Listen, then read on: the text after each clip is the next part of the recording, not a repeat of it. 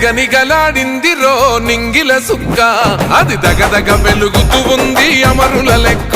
వాళ్ళు కొలగని వదిలిండ్రురో నెత్తుటి సుక్క, ఆ సుక్కనే మొలిసింది తెలంగాణనే మొక్క.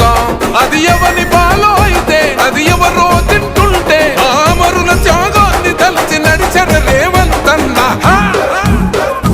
రివ్వల రిల్లో ఓరి రేవల మల్లో పండుగ జరుగుతూ ఉంది తెలంగాణలో. రివ్వల రిల్లో ఓరి రేవల మల్లో ప్రజాపాలనొచ్చింది తెలంగాణలో.